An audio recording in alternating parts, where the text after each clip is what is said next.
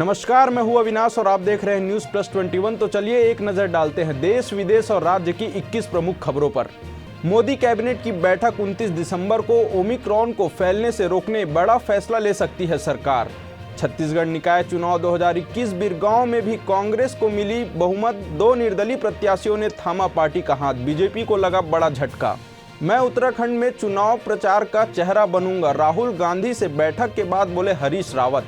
रायपुर के संजय नगर में घर में आग लगने पर जिंदा जला युवक, हुई मौत। क्रिकेटर हरभजन सिंह ने अंतर्राष्ट्रीय क्रिकेट से लिया संन्यास, ट्वीट कर दी जानकारी। बड़ोदरा में दवा कंपनी का बॉयलर फटने से धमाका, 4 लोगों की मौत। मुख्यमंत्री बघेल ने वाहन दुर्घटना में घायल स्कूली बच्चों के त्वरित और बेहतर उपचार के दिए निर्देश। मंत्री अजय मिश्रा टेनी को ब्लैकमेल करने वाले 5 गिरफ्तार। कानपुर के परफ्यूम कारोबारी के ठिकानों में आईटी विभाग ने जब्त किए 150 करोड़ रुपए। अभी भी जारी है नोटों की गिनती। करीना कपूर खान का हुआ Omicron test, report negative.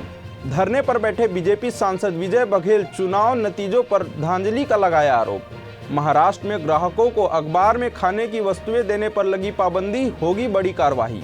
Manipur महिला रैली में बोले नड्डा, मोदी सरकार में आज हैं 12 महिला केंद्रीय मंत्री। स्वास्थ्य मंत्रालय ने दी जानकारी, 108 देशों तक फैला ओमिक्रॉन, कुल 26 लोगों ने गंवाई जान। इलाहाबाद हाई कोर्ट ने ओमिक्रॉन के बढ़ते प्रभाव को देखते हुए विधानसभा चुनाव टालने का दिया सुझाव। गरियाबंद के नेशनल हाईवे में पुल के नीचे मिला 2 युवकों का शव, जांच में जुटी पुलिस। यूपी में कल से नाइट कर्फ्यू, सीएम योगी ने जारी किए नए निर्देश। मोदी योगी के रिटायर वाले बयान पर ओवैसी ने दी सफाई, वीडियो पोस्ट कर कहा पुलिस के अत्याचार के बारे में कहा था। 3 दिनों की तेजी पर लगा ब्रेक, 190 अंकों की गिरावट के साथ बाजार बंद।